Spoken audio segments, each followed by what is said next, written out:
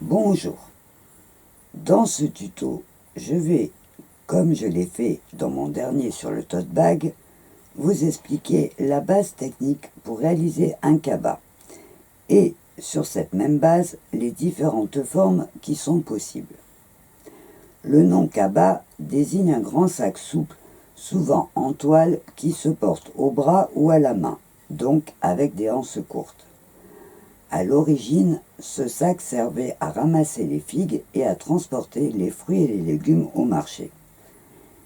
Il est devenu aujourd'hui un accessoire de mode.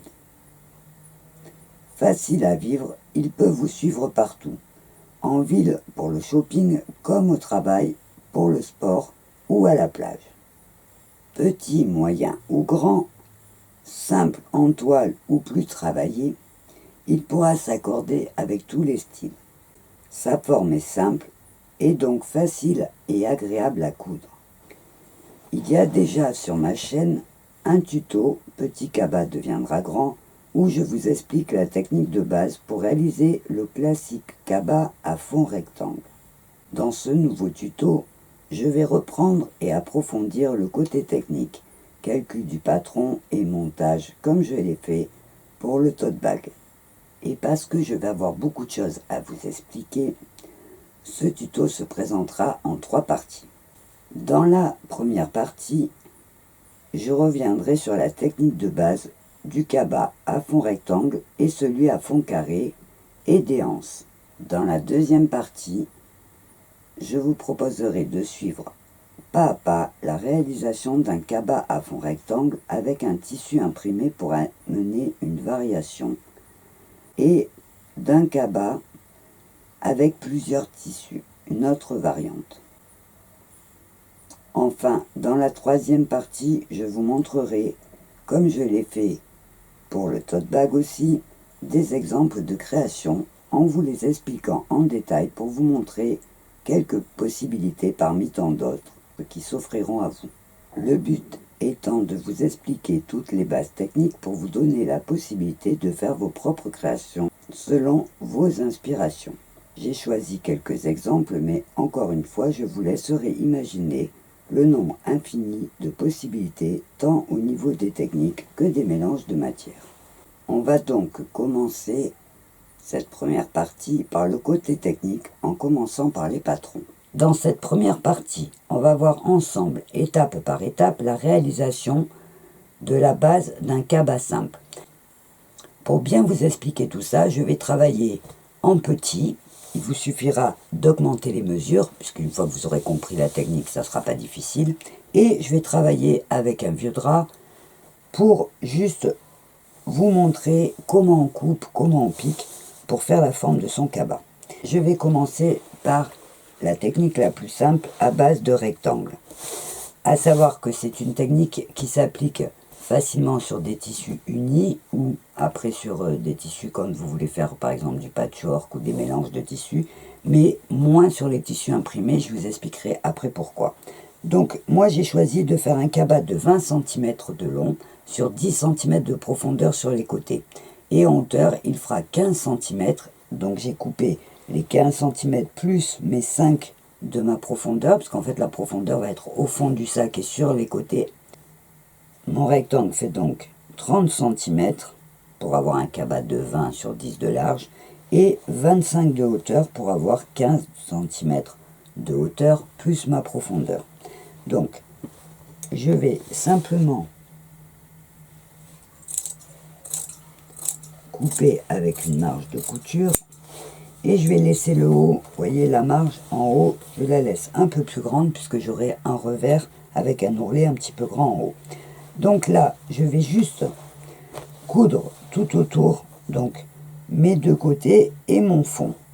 J'ai pris du fil noir pour que vous voyez bien la couture, donc tout simplement, et j'ai cousu tout autour, donc les côtés, le bas. Alors, maintenant, je vais recouper pour que ça soit propre.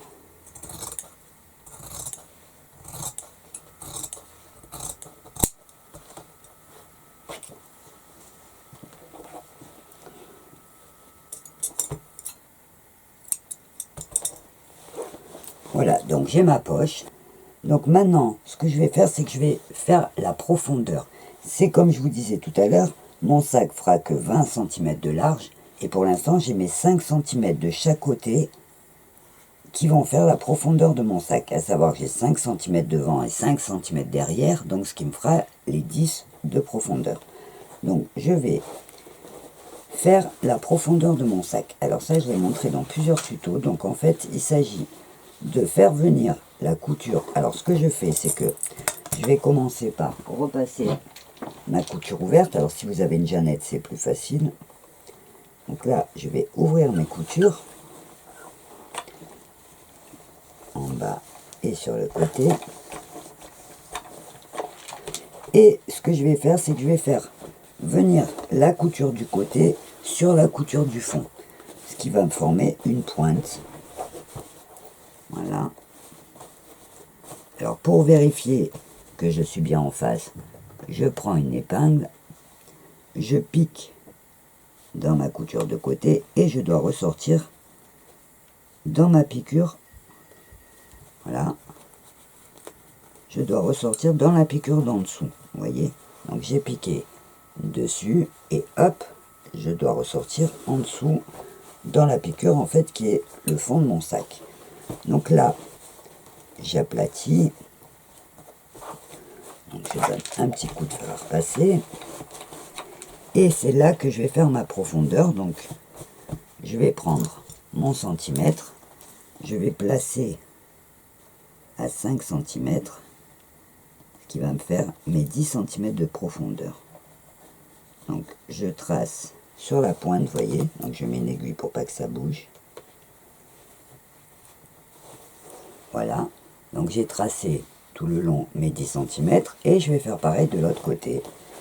Donc j'écarte ma couture d'en bas, je pose dessus ma couture du côté, donc là j'ai pas ouvert, hop, voilà, j'ouvre ma couture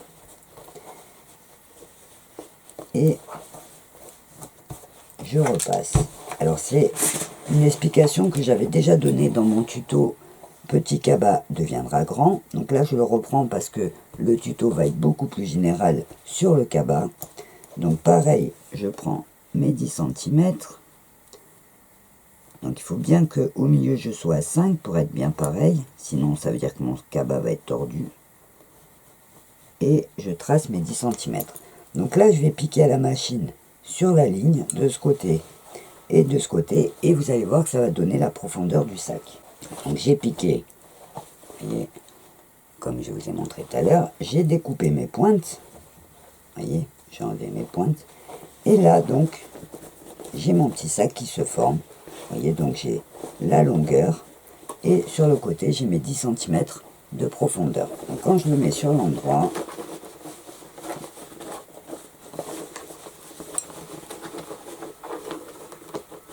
je vais mettre un petit coup pour aplatir, de chaque côté.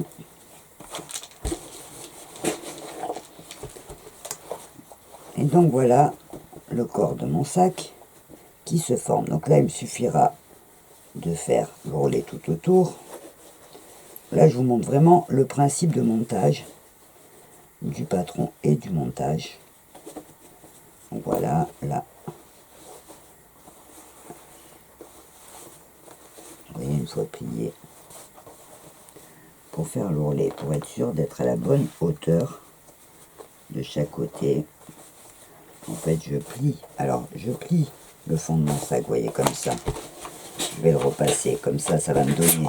Donc vous voyez, le fond de mon sac, en fait c'est un rectangle. Et je vous montrerai après la technique pour faire un cabas avec justement un fond carré. Donc là, sur le rectangle, j'ai plus qu'à faire. Donc, je le replatis. Et donc là, je vais faire sa hauteur. Pour faire sa hauteur, je vais prendre donc, mon sac doit faire 15 cm de hauteur. Donc, je vais plier.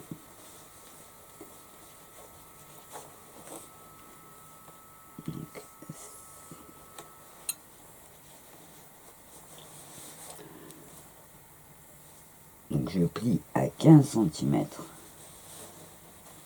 Hop. Voilà, je mets un petit coup de fer pour aplatir. Je fais pareil derrière sur la même longueur. Donc je me base sur ma longueur de devant, mais je vérifie quand même que je sois bien à 15 cm. Et je repasse. Et il me suffira de tirer les côtés. Alors je fais attention d'ouvrir ma couture du côté. Et je repasse donc à 15 cm.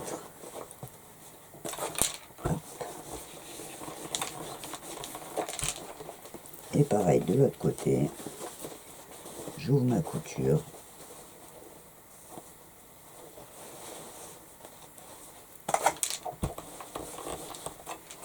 Et hop.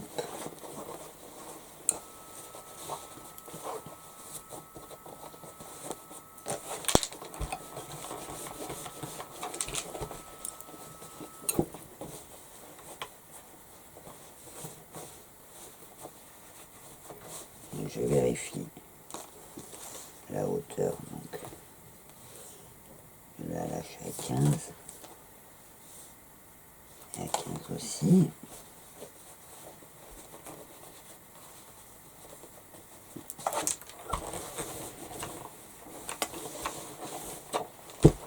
Donc voilà la forme de mon petit sac.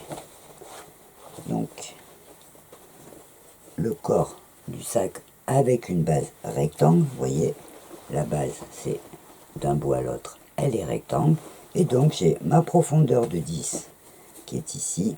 Il faudrait faire comme ça, vous voyez, pour que ça se voie, et pareil sur les côtés.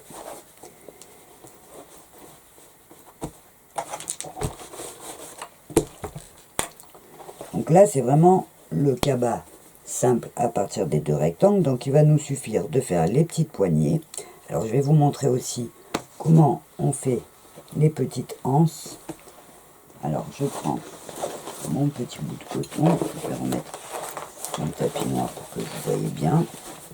Donc admettons que là je vais faire, donc mon sac il est petit, admettons que je fasse des petites anses de, voilà, on va faire des petites anses de 30 cm.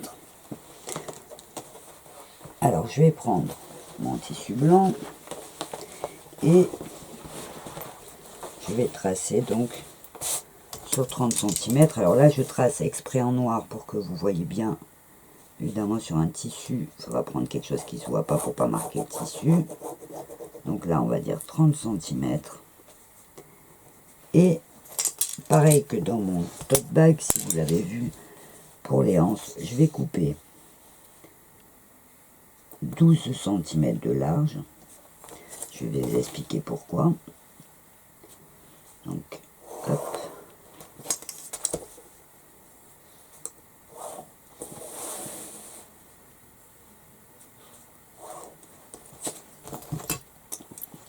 Donc, je coupe 12 cm. Donc là, je laisse pas de marge de couture parce que c'est prévu dans ma technique. Donc, je coupe une. Je laisse juste une marge en haut et en bas pour accrocher sur le sac.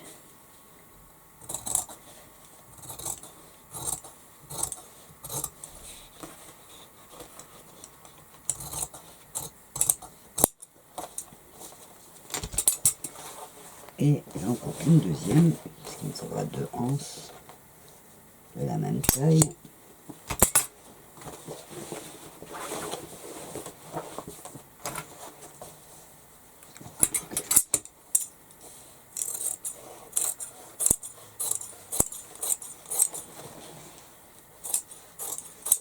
Voilà.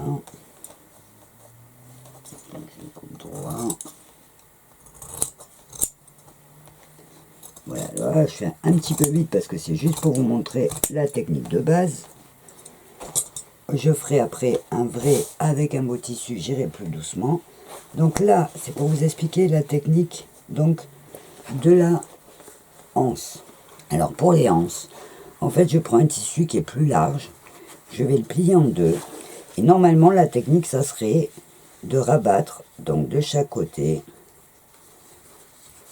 Voilà, ça serait de rabattre comme ça et de piquer tout le long sur un côté. Le problème, comme je l'ai expliqué dans mon tuto sur le tote bag, c'est que si vous faites comme ça, vous allez avoir des poignées avec d'un côté 4 épaisseurs de tissu et de l'autre côté que 2. Et ça risque de pas faire joli, ça fait un petit peu déséquilibré. Alors ce que je fais moi, c'est que je prends un tissu plus large, donc là 12 cm, et je vais le plier en deux. Donc je le plie en deux, je repasse pour bien aplatir. Du côté de mon pli du tissu, je vais coudre à 1/2 cm en me calant avec le pied de biche tout le long. Donc je vais vous montrer tout de suite. Voilà, donc j'ai piqué du côté, vous voyez là ça s'ouvre, j'ai piqué du côté du pli. Avec mon pied de biche, je me suis calé tout le long et j'ai fait une piqûre. Maintenant, je vais repasser. Alors, je repasse mon tissu avec mon pli à l'intérieur ouvert. Je l'écrase et je repasse pareil de l'autre côté pour bien aplatir. Et maintenant, je vais ramener mon autre tissu dessus.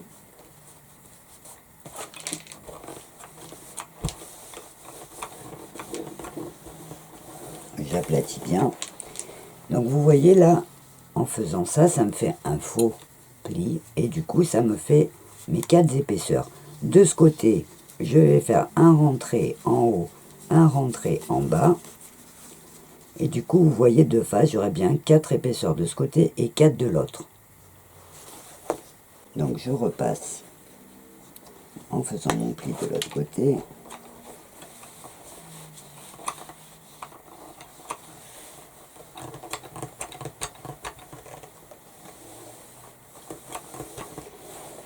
Je fais pareil. Alors, je ferme pour voir à quelle hauteur.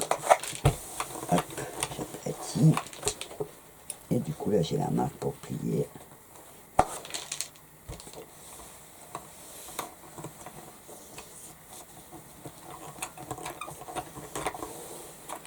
Donc, j'ai fait mon faux pli au milieu.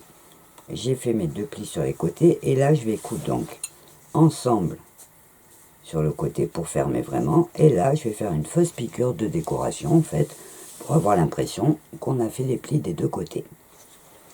Donc, ma anse est prête. Donc, j'ai fait mes piqûres des 2 côtés. Et j'ai fait un petit zigzag en bas pour faire propre. Donc, il me suffira de faire ma deuxième anse. Et ensuite, de les accrocher à mon cabas. Voilà, comme ça. Alors là, je vais mettre des épingles juste pour vous montrer. Donc,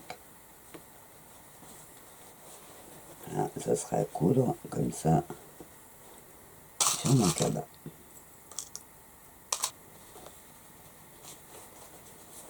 Voilà, donc j'aurai mon petit cabas avec la anse. Donc il me suffit de faire la deuxième anse pareil et de l'attacher à mon sac. Pour mettre ma deuxième anse, je ne vais pas mesurer, je vais me baser sur la anse de devant, je vais mettre à la même hauteur, je vais épingler.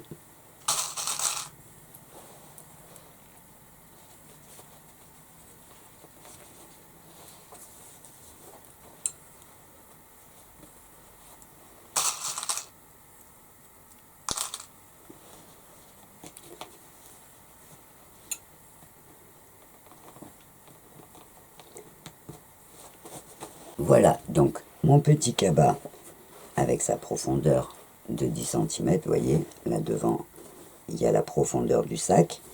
Donc mon petit cabas, on va dire pour la démonstration, est terminé. J'aurai plus qu'à lui accrocher les anses. Alors les anses, ça va dépendre. Si vous ne prévoyez pas de doublure, vous allez faire une couture comme ça, en rectangle, avec une croix au milieu pour consolider la couture et en même temps pour décorer. Alors pour faire cette couture, il vous faudra faire un rectangle. Donc vous allez piquer, vous allez commencer par aller tout droit, vous descendez, vous revenez, vous remontez. Et quand vous êtes là, vous allez descendre vers la pointe, vous allez repiquer sur votre couture pour remonter et vous allez redescendre vers l'autre pointe. Et voilà donc l'attache qui va vous permettre que ça soit solide. Si vous avez prévu de mettre une doublure à votre cabas, il vous suffira de refaire la même chose qu'on a fait aux mêmes dimensions avec votre tissu de doublure, de le mettre donc l'envers contre l'envers, donc vous verrez l'endroit de votre doublure dedans, et vous ferez une petite piqûre tout autour de votre cabas, et dans ce cas-là, vous coincerez vos anses en cousant votre doublure. Donc là, nous avons vu ensemble la base la plus simple du petit cabas rectangle avec ses petites anses, donc pour être porté à la main. On va voir maintenant rapidement ensemble aussi la même base avec un fond carré pour vous montrer la différence. Donc comme je vous le disais au début de cette explication, en fait j'ai choisi de le faire en petit pour aller plus vite pour ce tuto. Il vous suffira donc après d'adapter les mesures de votre sac. Donc si, admettons, vous voudriez un cabas de 50 cm de long sur 20 cm de large, il vous faudra donc couper un rectangle de 70 cm, c'est-à-dire que vous prenez la longueur de votre cabas plus la profondeur que vous choisissez pour votre cabas aussi, et vous additionnez les deux, en sachant que c'est après, quand vous allez faire votre couture, que votre dimension de profondeur que vous avez mis en une fois passera de chaque côté pour en faire que la moitié. C'est-à-dire, pour essayer d'être clair, que vous aurez par exemple 50 cm de cabas et 10 cm de profondeur de chaque côté. Avec les 10 cm de profondeur du dos de chaque côté, ça vous fera bien votre profondeur de 20 cm. Donc juste pour le calcul, vous prenez la largeur de votre cabas plus une fois sa profondeur. On a dit 50 plus 20, ça vous fait un rectangle de 70. Et en sachant qu'une fois cousu, quand vous allez faire votre profondeur d'en bas, vous aurez pris 10 cm de profondeur devant et 10 cm de profondeur derrière. J'espère que c'est clair parce que c'est pas évident à expliquer comme ça. Donc, après ce cabas avec le fond rectangle, on va voir rapidement le petit cabas avec un fond carré. Donc, je vais rester sur un petit modèle juste pour vous montrer la technique. Donc, on va prévoir un cabas de pareil 15 cm de hauteur. Le calcul là va être différent. Si on veut un cabas avec un fond, donc là moi je vais le faire en petit, je vais faire un fond carré de 20 cm par 20 cm et mon cabas aura 15 cm de hauteur. Donc ce que je vais faire, c'est que je vais prendre mon tissu, je vais rester pour l'instant sur le système des rectangles au départ, puisque c'est un tissu uni. Donc en fait mon cabas, au lieu d'être rectangle comme ça, il fera 20 cm sur le devant et 20 cm de profondeur. Re 20 cm sur le côté et re 20 cm. Donc j'aurai un cabas, le tour complet fera 80 cm, puisque 20 x 4, donc 80 cm. Donc moi, alors je vais rester pour que ça soit plus simple sur le système des rectangles. Donc pour mes rectangles, je vais prendre, il va nous falloir donc deux rectangles, de 20 plus 20, ça va faire 40 cm. Donc 20 plus 20, 40 cm pour mes rectangles.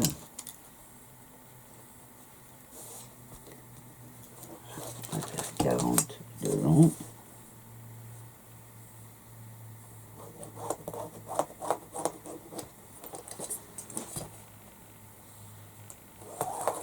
Si je veux que mon sac fasse, comme on disait, on va prendre un peu plus haut puisqu'il sera carré, donc 20 cm de hauteur, plus les 10 de profondeur que j'aurai deux fois puisque je coupe un devant et un dos, donc je coupe 30 cm de hauteur. Donc là, hop, je trace mon trait.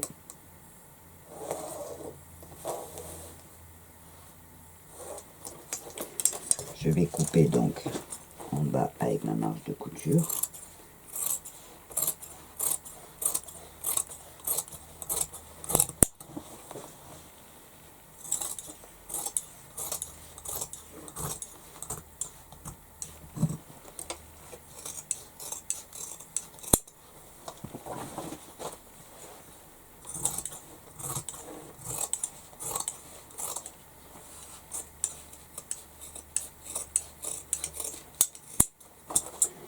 Et donc, pareil que pour mon petit cabas rectangle, je vais coudre les côtés et coudre le bas. Toujours pareil, ce système, c'est, on n'oublie pas la base simple pour vous montrer pour un tissu uni. Et le même tissu partout. Je vous montrerai après, je vous expliquerai après, en le faisant en grand, comment faire pour faire un carré avec plusieurs tissus. Donc là, pareil, je fais ma profondeur. Donc d'abord, j'ouvre mes coutures, j'oublie pas. Donc, j'ouvre de chaque côté les coutures au fer à repasser pour que ça soit plus facile à former ma pointe en bas. J'ouvre d'un côté, j'ouvre en bas.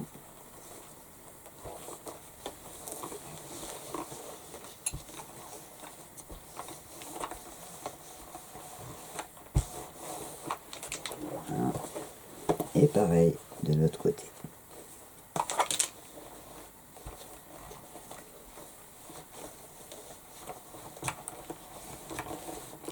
Et donc là, comme pour le rectangle, je vais faire la profondeur de mon cabas, sauf que là, je vais donc faire 20 cm.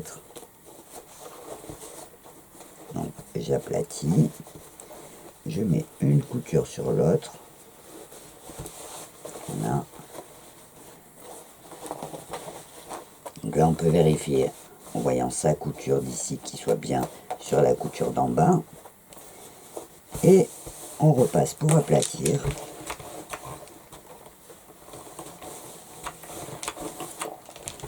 Et donc là, on va prendre 100 cm et on va faire 20 cm. Donc on remonte. Voilà, là je suis à 20. Donc pareil, je vais tracer un trait à 20 cm. Et je vais mettre une épingle pour pas que ça bouge.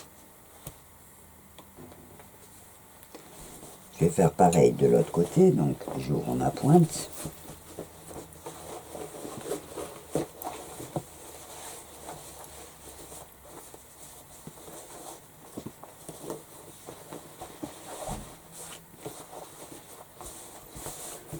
Je repasse.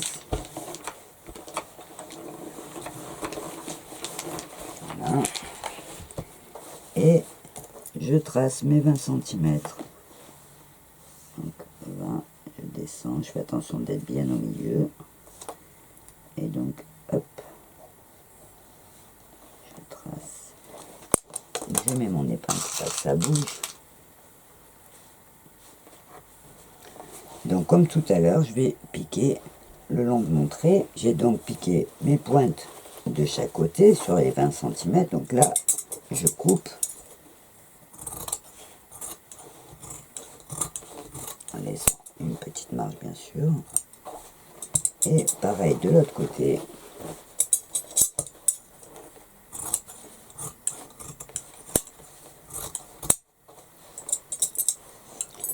Voilà, et donc là, je vais vous montrer. Donc je mets sur l'angle droit pour que ce soit bien visible. Donc je tire bien mes pointes quand je le tourne.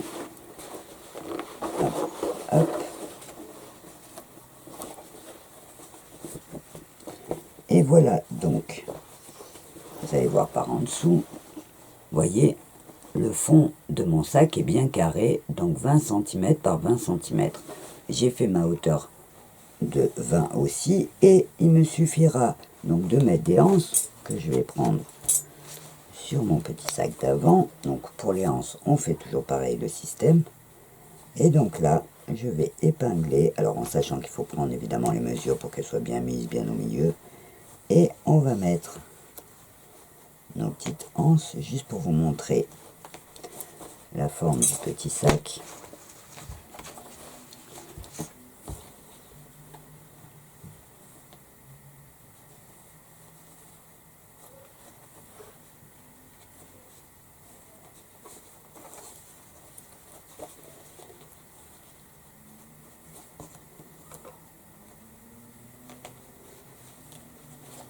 Et voilà, donc notre petit sac, qui est toujours en haut, vous voyez, ça se resserre, c'est tout droit, et le dessous, donc on a notre forme carrée. Ce qui fait en fait un cabas, au lieu qu'il soit rectangle, qui a une profondeur de 20 cm. C'est un système qui pourra vous servir, si vous ne mettez pas de hanse par exemple, à faire des corbeilles carrées en tissu. Donc ça je vous montrerai dans un autre tuto.